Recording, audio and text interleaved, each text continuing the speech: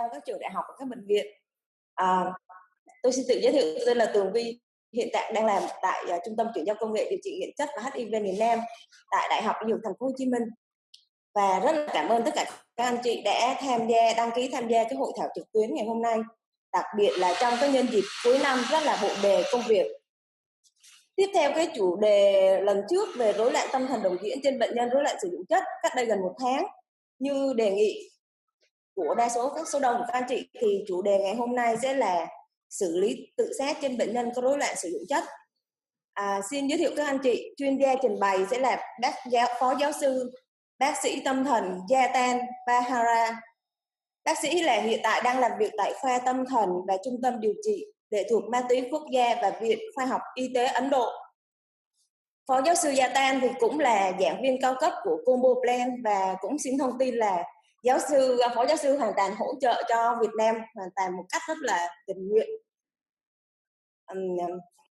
Và giống như lần trước thì sau cái phần trình bày của giáo sư thì sẽ có cái phần thảo luận, thì các anh chị có thể đề nghị đánh cái câu hỏi của mình trong cái phần message, hoặc là các anh chị có thể dùng cái micro để yêu cầu là mình có câu hỏi, thì có thể là các anh chị có thể hỏi trực tiếp luôn ạ. Và ngoài hôm nay thì trong cái buổi ngày hôm nay thì sẽ có 2 bác sĩ ở bệnh viện tâm thần là bác sĩ Giang Ngọc Thụy Vi và bác sĩ thạc sĩ Nguyễn Song Trí Trung sẽ hỗ trợ về mặt dịch và hỗ trợ trong cái buổi trình bày này. Và xin mời giáo sư Jatan. Jatan, I just finished the introduction about you and the translator. So you start now. Okay. Okay. Thank you, Ms. Wee. Thank you so much. And I welcome you all to this session.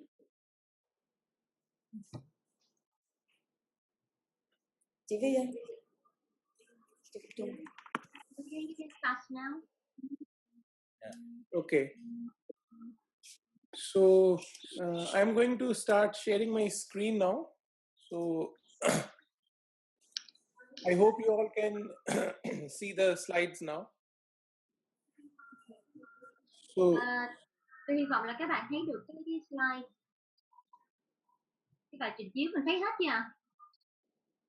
So today we are going to talk about a very important topic. We are going to talk about management of suicide among persons who have addictive disorders. Hôm nay thì chúng ta sẽ nói một cái chủ đề rất là quan trọng, đó là việc về quản lý tự sát ở những người có cái rối loạn về nghiện chất. Okay, so before we begin with the presentation, let's start with the poll question. Trước khi mà chúng ta bắt đầu cái bài trình bày hôm nay thì chúng ta sẽ có một số cái câu hỏi. Bắt đầu câu hỏi thứ nhất. Okay. So on your screen, there is a question which reads as, what is suicidal behavior? And I'll request you to choose one or more of the options that you think is correct in response to this question. Đây là cái câu hỏi. Thứ nhất, nghĩa là cái hành vi tự sát là gì? Nó sẽ liên tưởng đến có phải là ý tưởng tự sát không?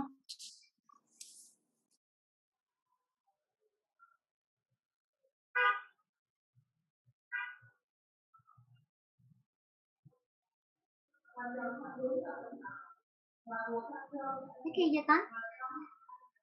Yeah, I'm waiting for them to mark the response. Okay. So they choose from the responses?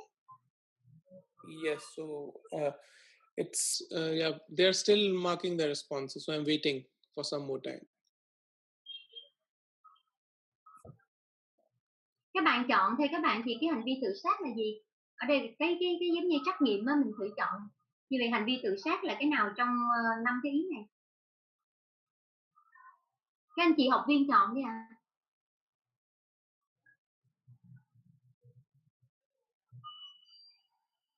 Okay, any more responses? Would anybody else like to mark their responses, or are we done? Thì ngoài những cái này thì mình có cái chọn lựa nào khác nữa không? Để mà trả lời cho hành vi tự sát là gì không?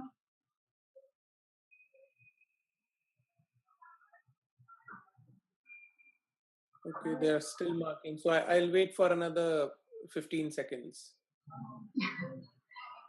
Tôi sẽ chờ thêm 15 giây nữa vì có câu trả lời. Các anh chị khác mình có nghe rõ không ạ?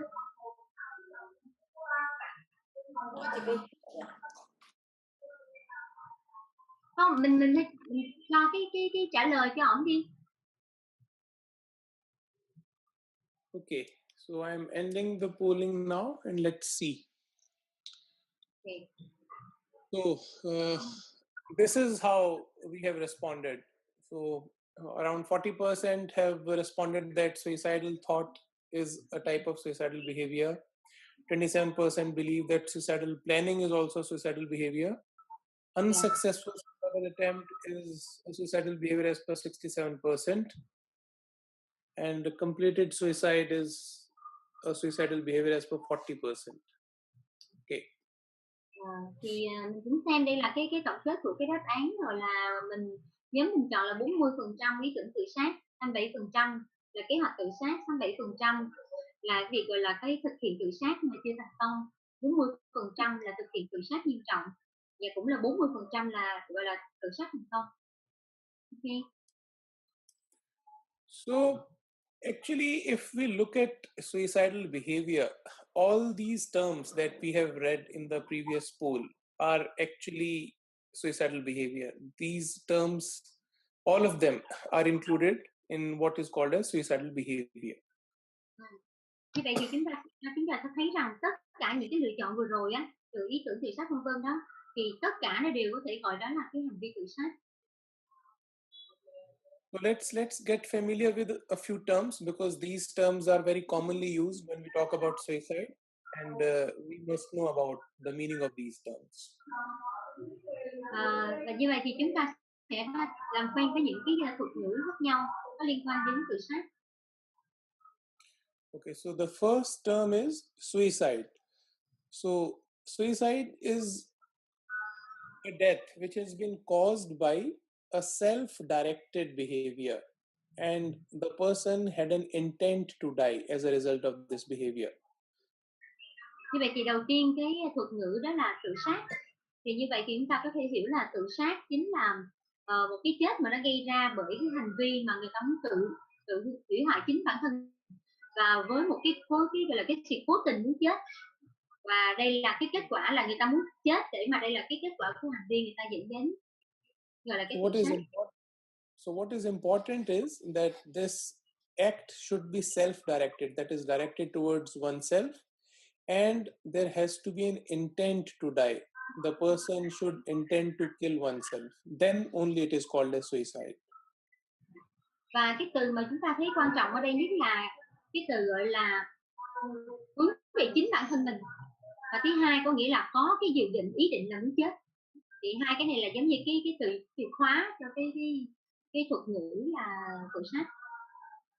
So if somebody inflicts some kind of injury on oneself and but did not intend to die, but accidentally he or she happens to die, then it is not called as suicide. Như vậy thì ví dụ như có một người là người ta có gây ra tổn thương cho chính bản thân mình, nhưng người ta không cố ý, không cố tình để muốn chết, thì cái đó mình cũng không gọi là tự sát. So a related term is what is called as suicidal ideation, and it means any thought or any planning or any consideration regarding suicide. So this is something that happens before one attempts suicide. This is called as suicidal ideation. Một cái thuật ngữ thứ hai đó là mình gọi là cái ý tưởng tự sát, thì nó bao gồm là những cái suy nghĩ, những cái sự cân nhắc và cả những cái kế hoạch tự sát. Đây là những cái điều người ta chuẩn bị cho cái việc tự sát.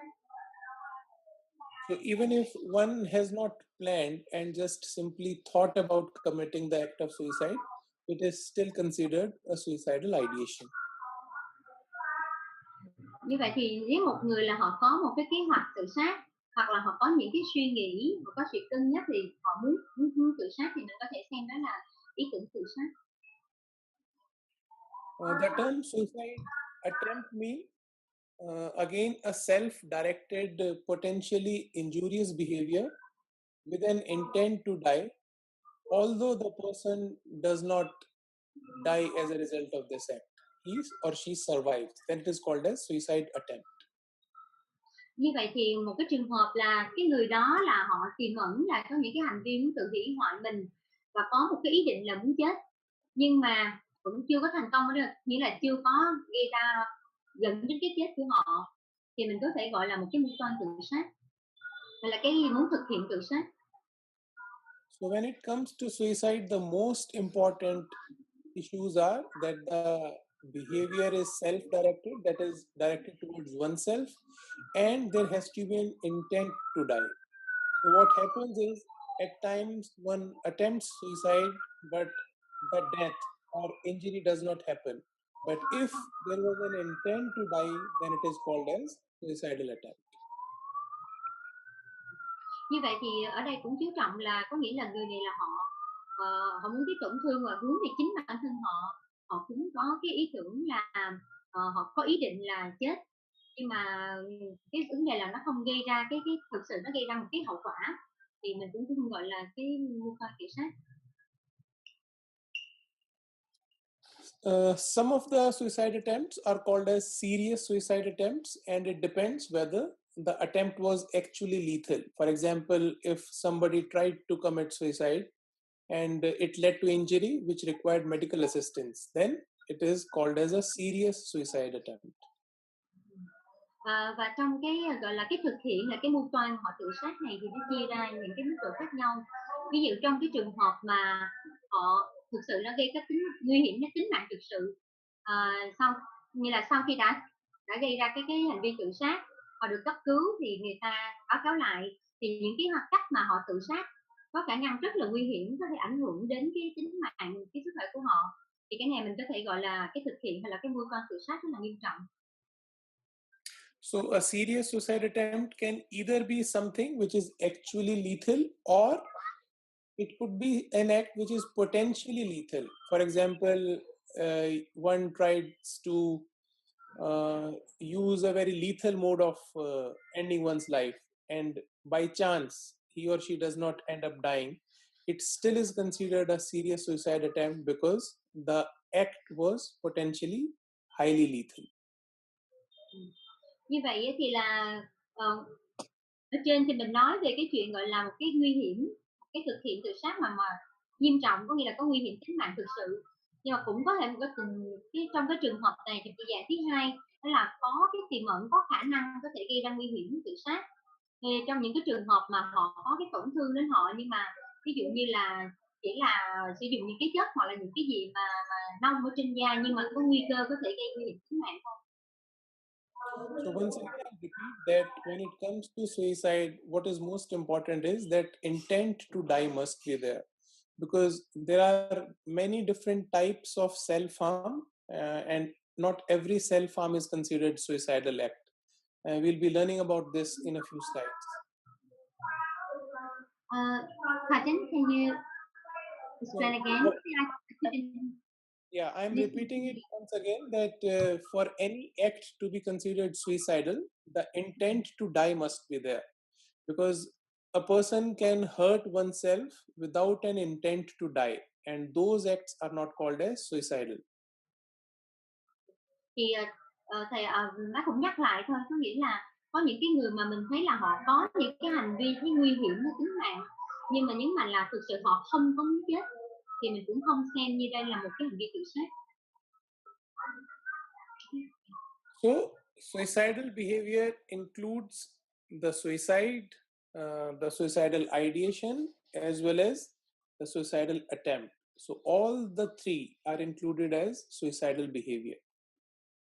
Như vậy thì lần nữa kết luận là khi nói đến cái hành vi tự sát là nó bao gồm luôn cả những cái ý này, bao gồm cả tự sát, ý tưởng tự sát và cái gọi là cái thực hiện tự sát. Okay. Now, there are a few related terms. One of them is called deliberate self-harm, and the other one is called non-suicidal self-injury. Bây giờ thì chúng ta xét thêm một cái thuật ngữ có liên hệ, ví dụ như thứ nhất là gọi là tự hủy hoại một cách có chủ ý, thứ hai nữa là tự gây thương tích cho bản thân nhưng mà không phải tự sát. Now, in these two concepts also, there is harm to oneself, but it is not considered suicidal because the intent to die is not there. Cái thứ nhất thì ví dụ như nó gọi là cái là chủ ý tự làm hại mình, thì cái này là họ có cái việc gọi là tự làm hại hướng đến bản thân mình, nhưng mà thực sự là họ không có chủ đích muốn chết. Actually, if you look at self-directed violence, that is a violence that is directed towards self, it can be of many different types. And only one of these types is called suicidal because there is an intent to die. There are other types of self-harms or violence towards self, which is not considered suicidal because the intent to die is not there. Vậy thì ở đây mình thấy cái chuyện mà cũng là gây gọi là cái bạo hành hay cái bạo lực cho bản thân mình chia ra hai phần. Thì bên đây là cái nhóm mà mình thấy là họ có chủ đích là họ muốn tự sát. Có ý đây là có liên quan tới cái việc cái hành vi tự sát, nhưng bên đây họ cũng gây cái bạo lực. Ở trên cái bên làn xanh bên đỏ đó, bên kia bên phải á, thì là họ cũng gây cái bạo lực, cũng hành hạ bản thân mình, nhưng mà không có một cái ý định của cái tự sát. Thì hai cái này nó phân biệt khác nhau. Now, in this presentation, we'll be focusing only on suicidal self-directed violence. We won't be talking about the other types of self-harm. Như vậy thì khi mà chúng ta đang nói về, hôm nay chúng ta nói về cái việc mà hành vi tự sát, thì chúng ta sẽ bàn về cái nhóm ở bên tay trái là người ta gây cái bạo lực cho bản thân, và cái chủ đích là họ muốn chết, muốn tự sát. Okay, let's try to answer another question now. I'll give you a list of statements and you need to tell me that which of these statements is true. Bây giờ thì chúng ta sẽ bàn qua cái câu hỏi thứ hai, và chúng ta sẽ xem xét vào những cái câu sau này nè, sau đây là câu nào là đúng. Okay, on your screen, you will be able to see this question and the four responses. So please mark all the responses that you think are correct. Đây là những cái câu hỏi, và mình xem cái câu nào là đúng thì mình mắc và mình chọn. So the first one is that suicide is the 13th leading cause of years of life lost. The second one is that almost 1 million people complete suicide each year, and the third one is around 80% of suicides they occur in low and middle income countries. Vậy thì mình cũng nhìn thấy rõ trên màn hình là các cái câu hỏi thứ nhất thì đó, tự sát là nguyên nhân thứ 13, gây làm ngắn cái tuổi thọ. Đây là cái khảo sát trên thế giới á, thì có đúng hay không? Thứ hai là có gần khoảng 1 triệu người họ hoàn thành, gọi là họ tự sát thành công mỗi năm. Và thứ ba đó là hơn 80% trường hợp ca tự sát họ xảy ra ở những nước gọi là có thu nhập trung bình thấp. Thì mình xem những phát biểu nó có đúng không? Yeah, I'll wait for around 15 more seconds. Vậy tôi sẽ chờ đợi khoảng hơn 15 giây.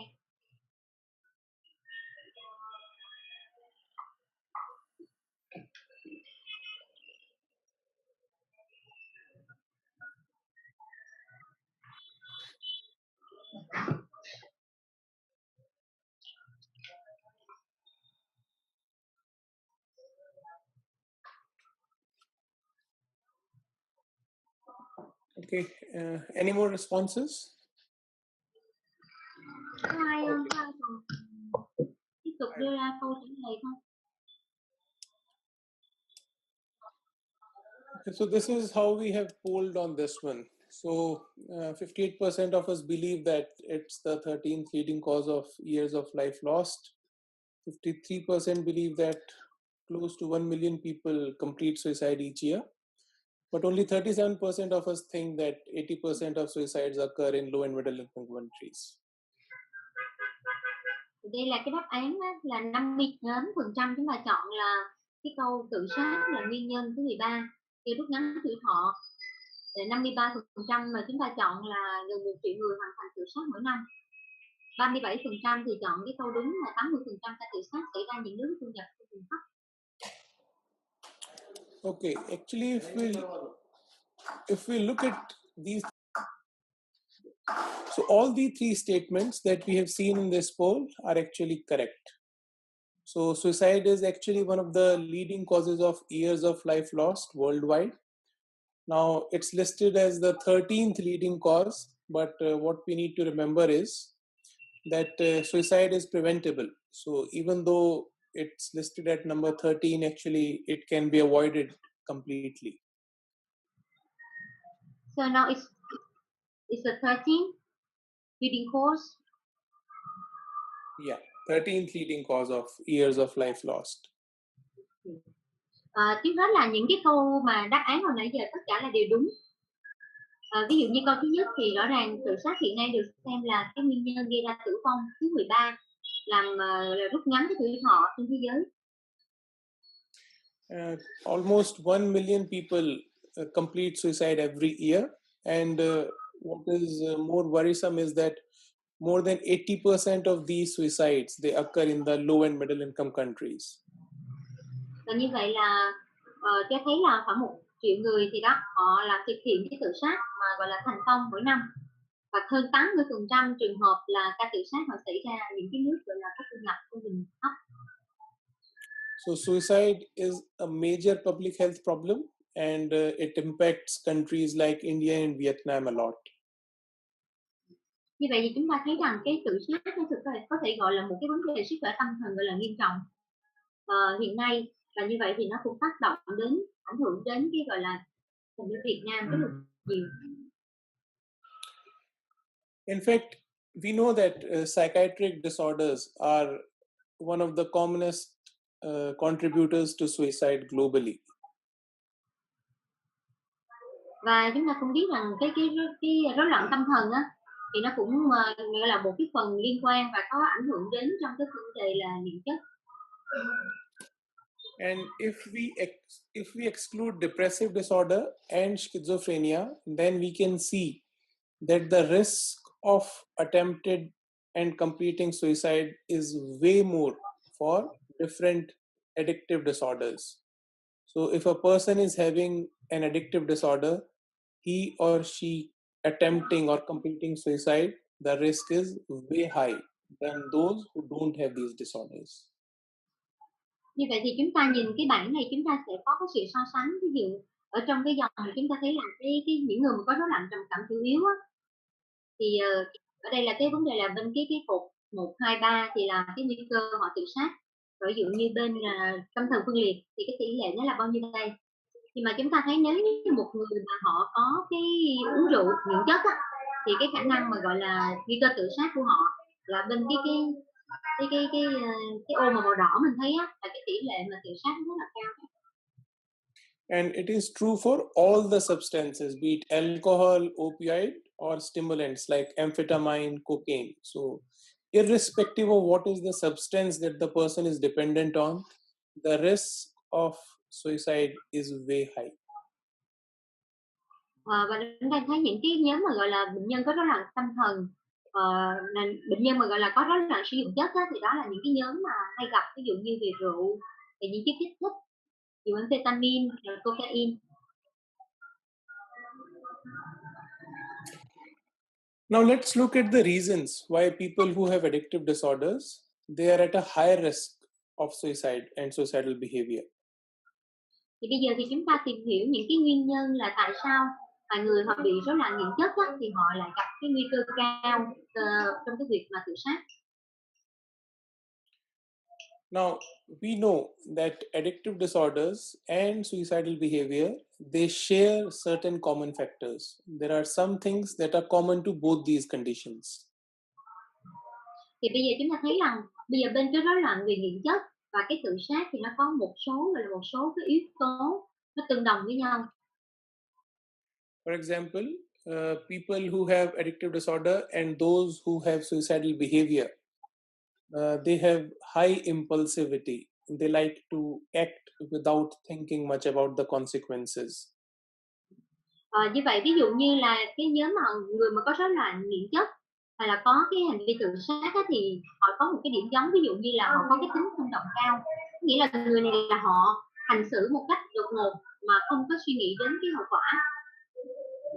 Also, there is some evidence that suggests that there might be some genetic factors that are common to addictive disorders and suicidal behavior. And as a result, those who have addictive disorder, they are more likely to attempt suicide.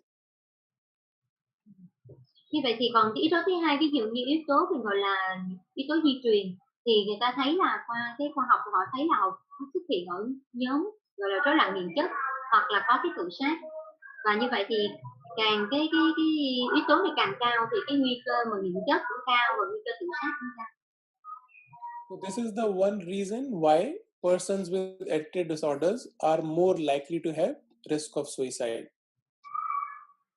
Thì chúng ta sẽ biết cái nguyên nhân tại sao mà những người có rối loạn nghiện chất á, thì họ lại càng có nguy cơ cao về tự sát. But there are other reasons as well. For example, persons who have addictive disorders, they are more likely to experience adverse life events. They are more likely to have impaired or defective coping skills, and also the support system that they have is also relatively poor. So as a result, they are more likely to attempt suicide. Ở đây chúng ta sẽ thấy ví dụ như đối với một người mà họ bị nghiện chất, có rối loạn nghiện chất á, thì chúng ta thấy là những người này á, thì họ thường gặp những cái biến cố gọi là bất lợi trong cuộc sống của họ. Thứ hai là cái khả năng mà giải quyết vấn đề của họ là giảm. Và thứ ba là thường là cái hệ thống nâng đỡ cho họ là kém. Và đó là những cái yếu tố mà gọi là thuận lợi để mà họ dễ có nguy cơ tự sát. So this is the second set of reasons why persons with addictive disorders, they are more likely to attempt suicide. So this is the second set of reasons why persons who have addictive disorder, they are more likely to attempt suicide. Và đây cũng là một cái dạng nguyên nhân mà tại sao mà người có là nghiện chất là dễ mắc những cái là dễ có cái nguy cơ tự sát. So we have seen that addictive disorders can directly lead to suicide, but there are other mechanisms also. For example, those who have addictive disorders, they are more likely to have co-occurring mental disorders. And we know that mental disorders, they increase the risk of suicide. Chúng ta thấy là cái rối loạn nghiện chất á, nó có thể trực tiếp gây ra cái tự sát, nhưng mà thường là có thêm một cái yếu tố nữa, đó là cái yếu tố là họ có những cái rối loạn tâm thần. Thì chúng ta cũng biết là nếu mà chúng ta có một số trường hợp là rối loạn tâm thần á, thì cũng có cái nguy cơ dễ dẫn đến tự sát. Also, if somebody has taken a drug or a psychoactive substance immediately prior to committing suicidal attempt, then because of the effect of that substance, the chances or the risk of carrying out the act are higher. Chúng ta cũng biết là một số cái chất đó, gọi là nó là có một cái nguy cơ rất là gần với lại cái việc mà có xảy ra cái nguy cơ tự sát. Because we know that some of the substances like alcohol or benzodiazepines, they can lead to disinhibition. So the system or the mechanisms which hold you back from committing an act of suicide, it gets reduced, and as a result you are more likely to attempt suicide. Ví dụ như chúng ta thấy là rượu nè, hoặc là cái chất mà trong cái giải lo âu á, là giảm lo âu mạnh á, ví dụ như là benzodiazepine á, thì nó có một cái tác dụng đó là nó giảm ức chế. Và khi nó giảm ức chế như vậy thì nó sẽ ảnh hưởng, có nghĩa là làm cho người ta không có kiểm soát được. Thì đó là họ sẽ càng dễ dàng thực hiện cái hành vi tự sát để mà khi họ muốn chết. Similarly, use of substances can also lead to aggression, and as a result, one might try to attempt suicide more if one is intoxicated because of the effect of the substance. Và một trong cái lý do khác, ví dụ như khi mà dùng chất á, thì gọi là cái tính xung động hay là cái kích động á, nó sẽ gia tăng. Và cái điều đó cũng là cái nguy cơ dẫn đến tự sát. Use of a substance can also lead to impaired judgment. You are not able to decide the right way, and as a result, you might not be able to take the correct decisions. Và một số cái chất nghiện á, thì nó có khả năng nó làm là khả năng suy giảm cái khả năng gọi là suy xét, nhận xét, đánh giá vấn đề. Thì đó là không có tìm ra cái hướng giải quyết, thì đó là cũng là cái nguy cơ tự sát. And finally, if you have taken a drug or a substance, then it can increase the lethality. For example, if somebody is trying to kill oneself using sleeping pills, and if that person has consumed alcohol as well, then the lethality of the sleeping pills gets increased. Và bên cạnh đó thì họ sẽ sử dụng nó gọi là cái giống như cái tác dụng phụ của thuốc, và những cái tác dụng đó nó có khả năng gây tử vong, gây ra nguy hiểm đến tính mạng của thuốc. Ví dụ như họ kết hợp cái thuốc mà gây ngủ, cái thuốc gây ngủ rồi họ dùng với lại rượu nữa, thì như vậy là sẽ gây tăng cái khả năng gây tử vong. So there are different reasons why people who have addictive disorders, they are at a high risk to commit suicide. The first one is that they share certain risk factors like impulsivity and genetic factors. Như vậy thì chúng ta sẽ thấy rõ là đây là những cái nguyên nhân mà vì sao mà những người mà có rối loạn nhận chất thì họ lại tăng nguy cơ tự sát. Thứ nhất là họ có những yếu tố nguy cơ chung, ví dụ như là họ có cái yếu tố gọi là về gen, rồi họ có Second is that presence of an addictive disorder leads to more problems in life, and people who have addictive disorders, they have poor support system, and as a result they are more likely to commit suicide. Hồi nãy thì đi bổ sung thêm là trong cái yếu tố mà gọi là yếu tố nguy cơ chung đó, là ngoài cái yếu tố về gen thì nó có thêm là những cái người đó họ có yếu tố là tăng cái xung động. Nhóm thứ hai đó là những cái yếu tố mà gọi là gây mắc bệnh, ví dụ như là những cái người này họ gặp những cái biến cố mà không hay trong cuộc sống, rồi cái khả năng gọi là ứng phó của họ kém, thì họ cũng có nguy cơ gia tăng cái tự sát.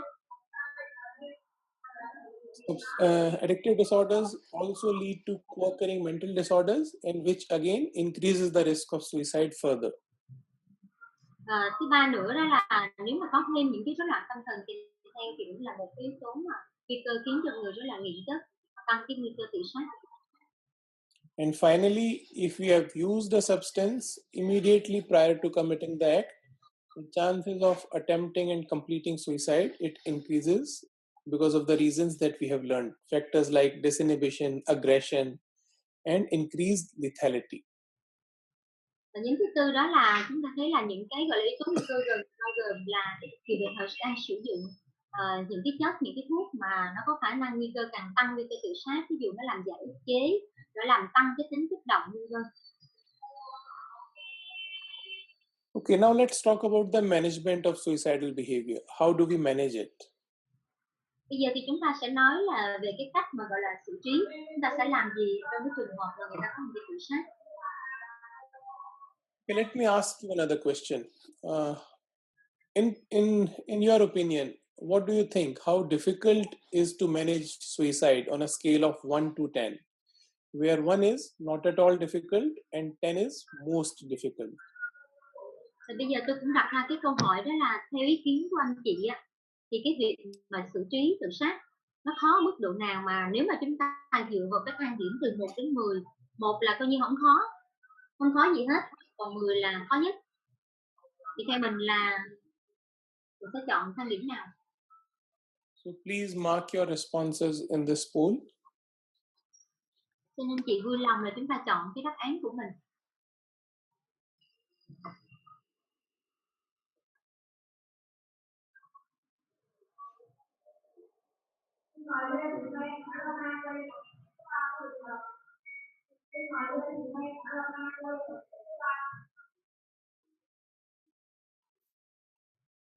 I'll wait for 10 more seconds. Tôi sẽ chờ đợi thêm khoảng 10 giây nữa.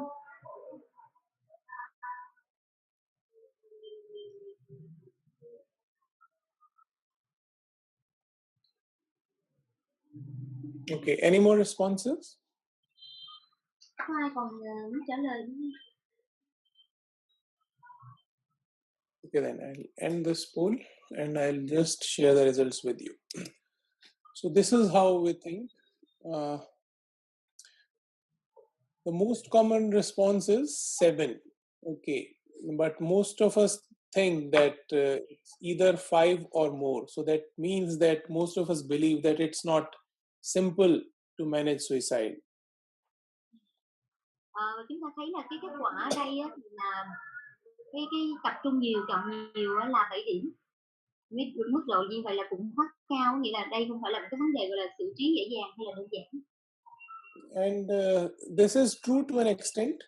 Suicide is a medical emergency, and it can be very difficult to manage a case of attempted suicide. So I agree with you totally. Sorry. See, managing suicide can be challenging, and it is a medical emergency. So if we think that it's difficult to manage suicide, I would like to agree with you. Như vậy thì tôi cũng đồng ý với các bạn là trong cái việc gọi là xử trí tự sát á, thì thực sự nó là giống như một cái thách thức đối với chúng ta. But what we need to remember is that most of the acts of suicide are preventable. So if we learn a few basic things, then we can help most of the patients who attempt suicide. So, please. What I need you to know is that while it's challenging to manage suicide, most of the suicidal attempts are preventable. And if we know of a few basic things, a few basic issues, then we can help most of those who attempt suicide. Đúng là nó là một cái xử trí cái tự sát, nó là một cái thách thức. Tuy nhiên là nếu mà chúng ta biết cách, chúng ta có những cái gọi là hiểu về những cái điều quan trọng đó, để biết cách kiểm soát thì chúng ta có thể giúp cho người ta có thể phòng ngừa được vấn đề tự sát. The first thing that we need to know is that we must be aware. Thì cái điều đầu tiên là cũng rất là quan trọng, đó là chúng ta cần phải biết cách nhận biết nó. So we must be aware that persons who have addictive disorders, they are at a increased risk of suicide, and we must always remember this fact. Và như vậy thì đầu tiên là chúng ta cần biết cách nhận biết được người nào họ đang có rối loạn nghiện chất mà họ đang cũng có cái nguy cơ tự sát cao, thì này chúng ta phải lưu ý. Another fact we need to remember is that suicidal behavior can be exhibited at any point in time. So even if a patient or a person with addiction is under treatment, he or she can still attempt suicide. Và điều thứ hai có nghĩa là cũng quan trọng đó, chúng ta cần hiểu rằng đó là cái hành vi tự sát thì nó có thể gọi là xuất hiện ở bất cứ thời điểm nào, ngay cả khi là cái người mà có vấn đề về rối loạn nghiện chất họ đang được điều trị. So what we need to remember is that any person who has addictive disorder, whether he or she is using a substance or a drug or is under treatment, can exhibit suicidal behavior, and we need to be prepared for that.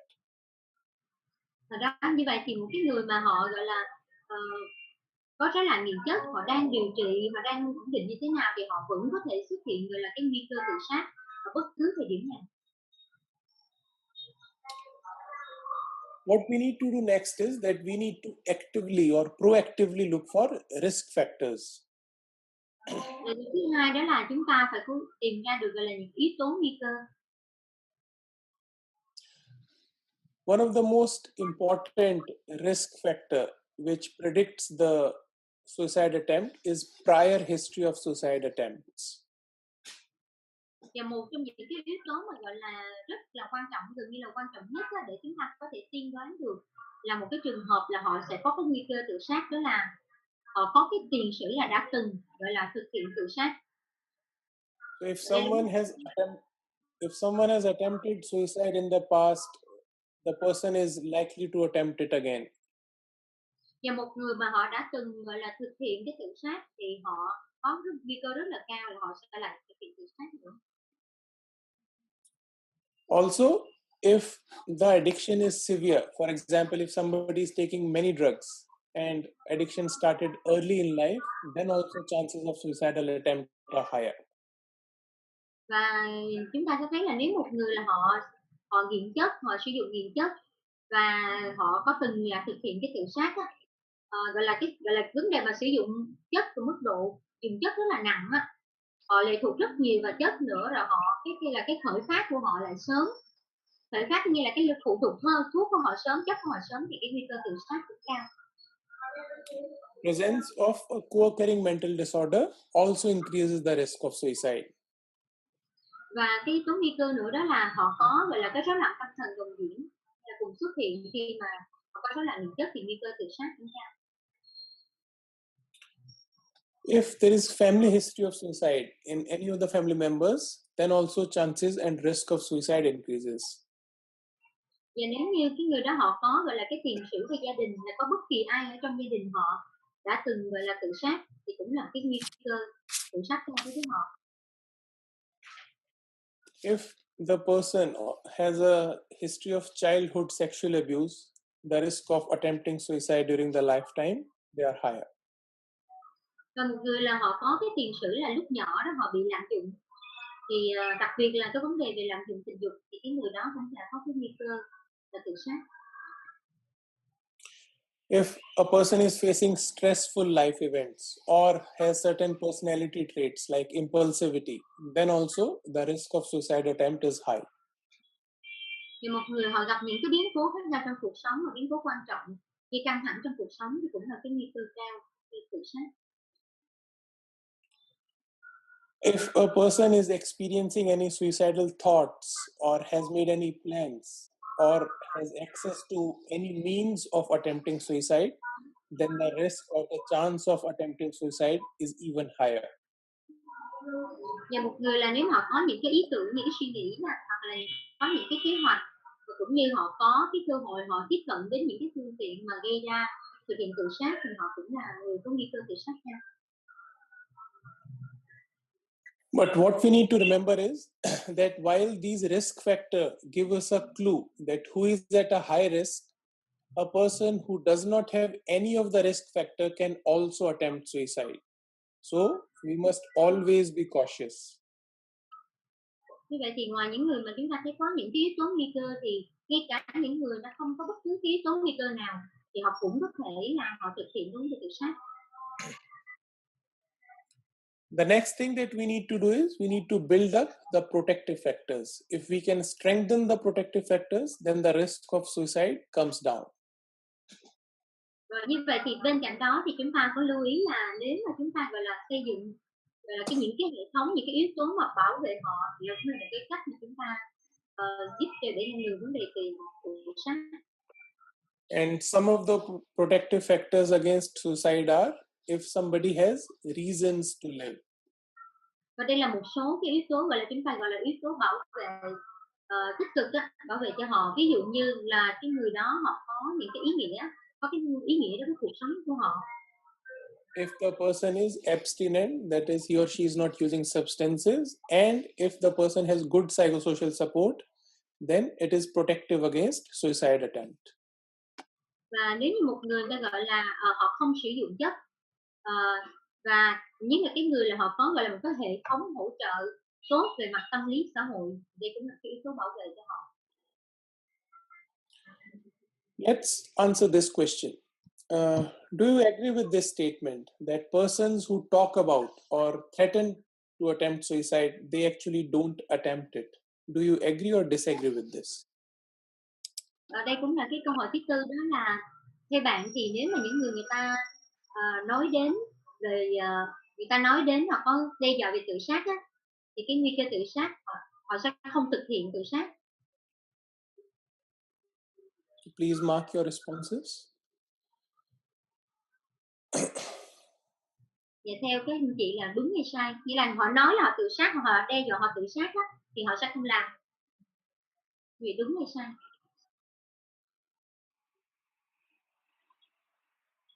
Okay. I'll wait for 10 more seconds.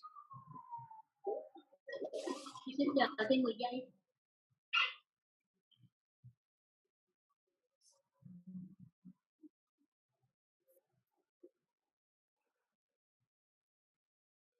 Okay, so this is how we think. 60% of us believe that it's false, and that is actually the correct response. That person who talk about or they threaten about suicide, they do attempt it. It's not a mere threat. Như vậy thì ở đây là có 59% cho rằng cái câu này là sai. và 41% thì cho rằng họ có nói hay đe dọa thì họ sẽ không làm. And as the healthcare providers, we should be able to pick up the warning signs of suicidal attempt. Và cũng là một trong những điều trong cái sự trí của tự sát, đó là chúng ta phải đặt ra được, chúng ta phải thấy ra được, tìm ra được gọi là những cái dấu hiệu cảnh báo. And some of the very definitive warning signs of an impending suicidal attempt are if somebody talks about committing suicide.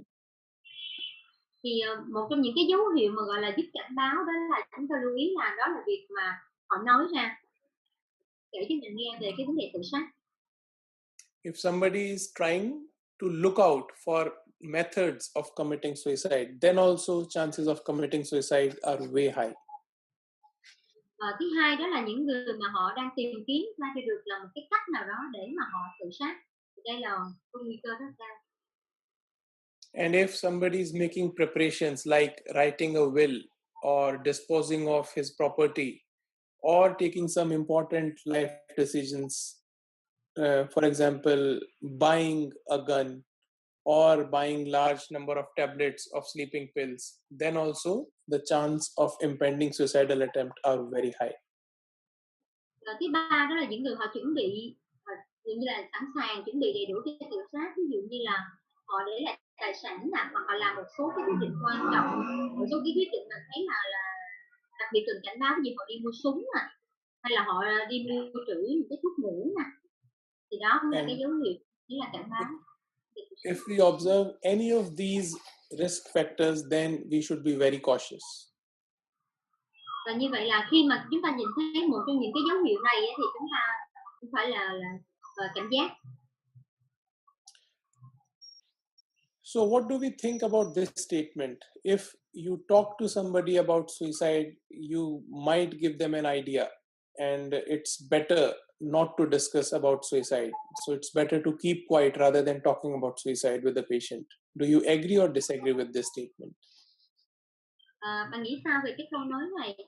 Ví dụ như chúng ta nói là chúng ta thảo luận về tự sát thì có thể gieo thêm cái ý tưởng hoặc là gọi là gây kinh động đến mức khiến bệnh nhân có thể gọi là họ vượt qua cái làn ranh giới và họ làm thiệt, khi họ tự sát thiệt.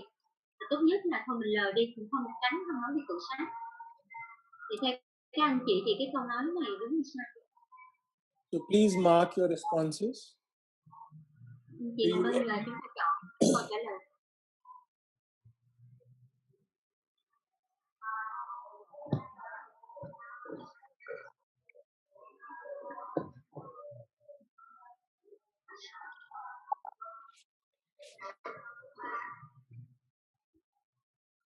Okay, 5 more seconds. Ta còn 5 giây nữa.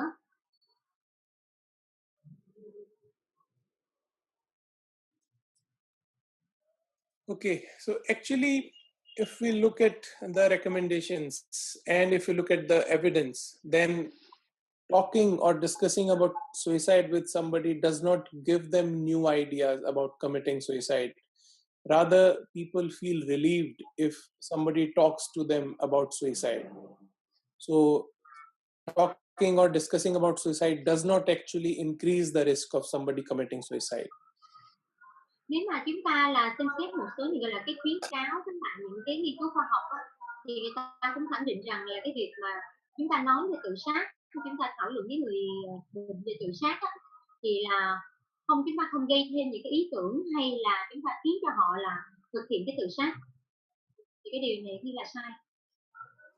In fact, what is recommended is that we should follow this approach that is called as GATE if we are dealing with a person who is at a high risk of attempting suicide. Đây là một cái gợi ý, một cái cách để mà chúng ta tiếp cận, chúng ta làm việc với lại người mà có cái gọi là cái tự sát, và cái này họ viết tắt thành cái chữ gọi là từ GATE. The first step is gather information. Thứ nhất chữ G này có nghĩa là chúng ta thu thập thông tin. The second is access supervision.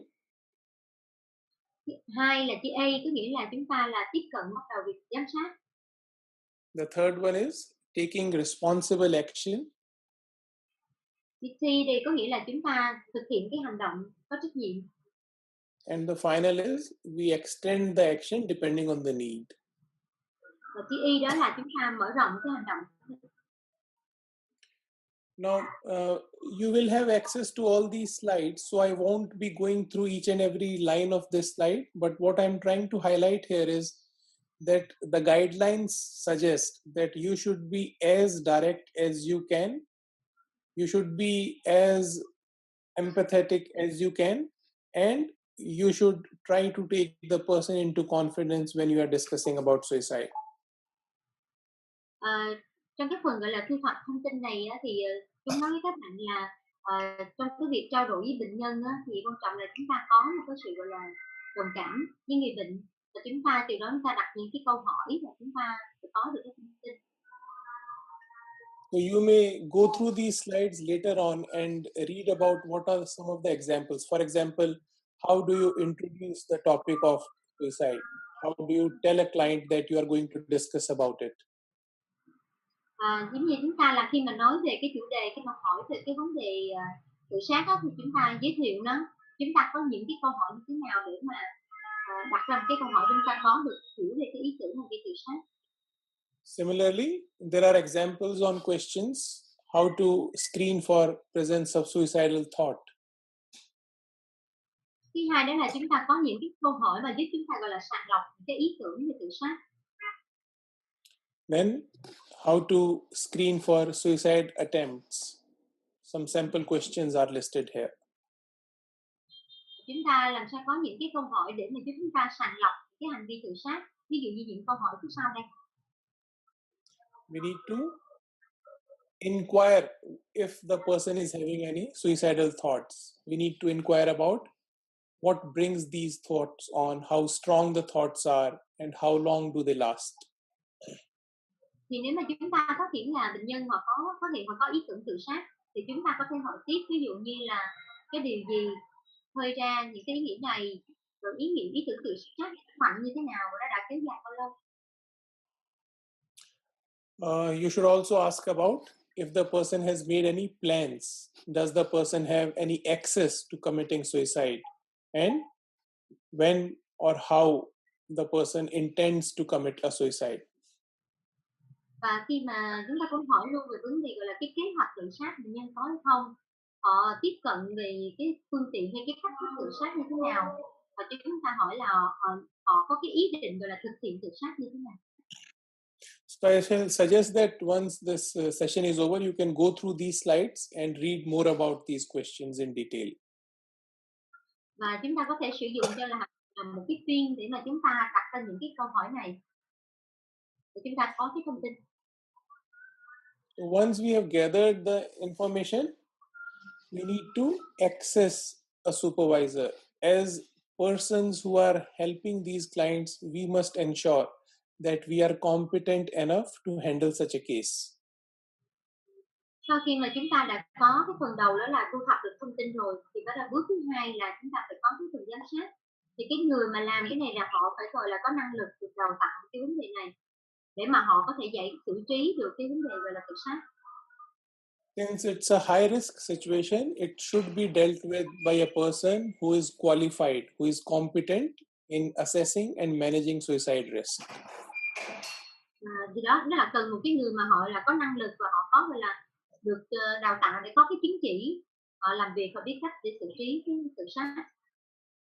And you need to do two basic things. One, you need to make a judgment. How serious is the risk? And then you need to take actions accordingly. Và như vậy khi mà chúng ta thực hiện, chúng ta xử trí hành động thì đầu tiên là chúng ta đánh giá được cái mức độ gọi là nguy cơ trầm trọng của cái nguy cơ tự sát. Sau đó thì chúng ta sẽ thực hiện tiếp mà nó phù hợp với lại cái chúng ta đánh giá mức độ. And some of the things that we need to do is we need to gather additional information from the client and from other sources like family members, friends, employers.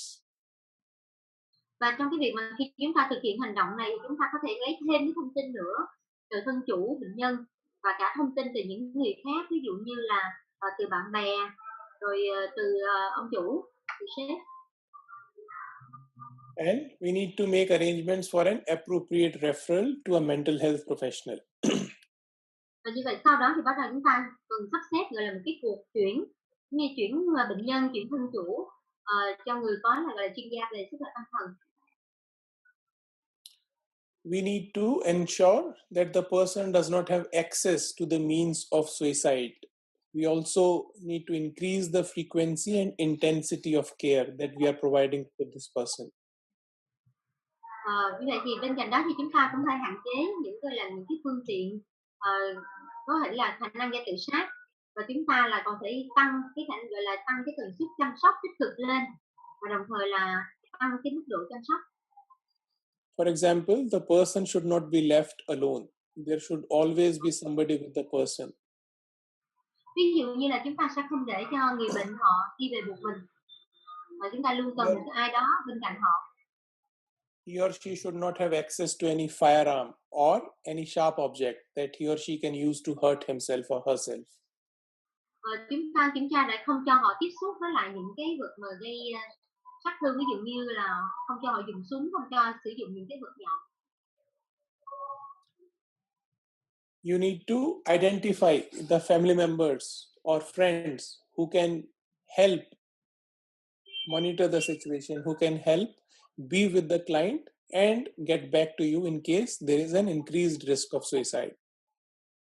Và chúng ta cũng phải nhờ chúng ta tìm những cái thành viên trong gia đình hay là bạn bè gì đó, người thân nào đó, để mà cái người này là họ dễ dàng là họ tích cực hỗ trợ và giúp cho cái người có nguy cơ tự sát, để khi mà họ có nguy cơ tự sát tăng lên thì có thể là thông báo với chúng ta. So you should always remember that suicidal ideation can go and come. So if in one of the assessments you think that the person is not contemplating attempting suicide, that does not mean he or she will not have these ideas again. So remember to ask for these ideas when you meet the client the next time as well.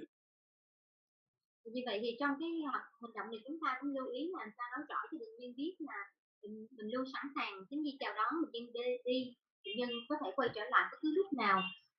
Một người bệnh nhân người ta được trao đổi hoặc là như thế nào họ không có thực hiện tự sát, họ không còn ý tưởng tự sát, thì không có nghĩa là cái điều đó nó sẽ không quay trở lại. Bất cứ lúc nào họ có cái dấu hiệu của nguy cơ tự sát thì có quay trở lại.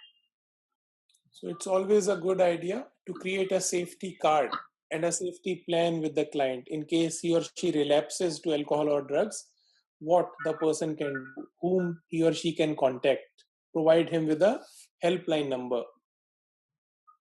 Và như vậy thì mình cũng hướng dẫn những cái hướng dẫn gọi là an toàn cho bệnh nhân khi mà có cái tình huống rồi liên quan tới lại cái tự sát khẩn cấp nó xuất hiện, ví dụ như là những cái số điện thoại cách liên hệ. So let the client know that in case he or she wants to contact you in an emergency, what your number is, or what is the number of the counselor available at the facility at which you are working. So it's always a good idea to share that emergency number with the client. Và như vậy thì chúng ta có thể đưa cho người bệnh họ muốn đến nhiều cấp cứu thì họ có được cái số đường dây nóng của cấp cứu, hay cả có thể có cái số điện thoại của cái nhà tham vấn, chia sẻ với bệnh nhân khi cần thì họ có thể gọi. And once we have taken this action, we need to extend this action depending on the requirement of the situation. Và ở đây chúng ta có thể là mở rộng thêm những cái việc can thiệp, vì một người là có cái nguy cơ tự sát cao thì họ có thể là quay trở lại cái nguy cơ tự sát với mình nữa. Because we need to remember that somebody who has attempted suicide is likely to have the same ideas again. The chances are very high. Thì chúng ta nhớ là nếu một người là họ đã có cái gọi là cái mưu toan để thực hiện tự sát á, thì họ lại càng có nguy cơ cao tự sát để trở lại những vấn đề đó. Whatever steps we have taken, we need to revisit all these steps, and we need to ensure that the client is in the correct follow-up care and is following up with the mental health professionals. Như vậy là nếu mà cái người bệnh chúng ta xác định là cái vấn đề nguy cơ tự sát cao thì chúng ta xác nhận bệnh nhân và đưa họ đến gọi là chuyển họ khám, có cuộc gặp với lại chuyên khoa tâm thần. So you need to coordinate with the case manager and the mental health professional to follow up to see that the client is seeking regular care and sorry, to reassess the risk of suicide again. Như vậy thì chúng ta cũng cần kết hợp với lại những cái chuyên gia sức khỏe tâm thần để chúng ta theo dõi tiếp tục cái diễn tiến của bệnh nhân và phối hợp với lại những cái người gọi là cái manager, có nghĩa là người quản lý cái trường hợp bệnh để mà tiếp tục theo dõi diễn tiến của người bệnh. So you need to observe the client regularly for any signs of return of suicidal risk. Thì chúng ta cũng lưu ý là cần quan sát cái người thương chủ hay người bệnh đó, cái dấu hiệu mà họ có cái nguy cơ tự sát trở lại. So we need to continue taking these steps till the time we think that the risk of suicide is low and it is unlikely that this person is going to attempt suicide again. Chúng ta là luôn luôn xác nhận là cái việc mà bệnh nhân đó là họ có tiếp cận được những cái phương pháp mà khiến họ dễ dàng tự sát không. Another important thing that we need to do is we need to document whatever steps we have taken, whatever information that we have got from the client and the steps that we have taken. It's very important to document that in the case file of the client. Như vậy là đó, ngoài những cái phần trình bày thì chúng ta có những cái tài liệu để chúng ta tham khảo thêm để hiểu về cái cách xử trí của tự sát. This is a algorithm that has been provided by SEMSA. It gives us a guide on how to approach a case with a suicide risk. And it's a very simple layout. It tells us that what are the steps that we need to take in order to assess the risk and to manage suicidal attempt or suicidal behavior in a person with addictive disorder. Đây thì tôi giới thiệu một cái tài liệu của tổ chức SEMSA thì nói về cái cách mà chúng ta từ lúc mà chúng ta tìm cái dấu hiệu cảnh báo để phát hiện cái nguy cơ tự sát, sau đó là chúng ta kiểm tra rồi họ có cái gọi là ý tưởng tự sát hay là cái việc mưu toan thực hiện tự sát, sau đó chúng ta sẽ xử trí như thế nào cho phù hợp. So if there are warning signs and risk factors for suicidal behavior, then first we need to gather information. Ví dụ như chúng ta phát hiện là có cái dấu hiệu là cảnh báo người này có nguy cơ tự sát, chúng ta tiến cái bước tiếp theo đó là chúng ta cần thu thập cái thông tin. If the risk is high, then we need to immediately access supervision. Và nếu chúng ta thấy là trong hiện tại họ có cái nguy cơ đó thì bắt đầu chúng ta sẽ tiến hành là cái việc gọi là tiếp cận cái việc giám sát. We need to take the actions that are appropriate and then we need to extend it depending on the requirement of a particular case. Như vậy thì sau đó thì chúng ta sẽ có một cái gọi là cái động thái phù hợp và tiến tới tất cả là việc mở rộng cái hành động phù hợp để xử trí. So to conclude, I would say that risk of suicide is higher among persons who have addictive disorders. Đây là kết luận thì tôi nói rằng cái nguy cơ của hành vi tự sát ở người bệnh nhân gọi là có rối loạn nhận chất thì cao hơn so với những người khác. We should always screen for the presence of risk factors. Và chúng ta nhớ là chúng ta luôn luôn gọi là tầm soát những cái yếu tố nguy cơ. Always look out for suicidal behavior. Be proactive. Chúng ta luôn luôn gọi là tìm kiếm hay là trông chừng những cái hành vi tự sát. We should be better prepared. We should be well equipped in dealing with such situations. Và chúng ta cũng luôn ở giữ gọi là chúng ta luôn chuẩn bị sẵn sàng, chúng ta chủ động trong cái việc mà chúng ta xử trí. And finally, we must remember that suicide is preventable. Cuối cùng là chúng ta nhớ rằng là tự sát thì có thể phòng ngừa được. Thank you. Cảm ơn các anh chị.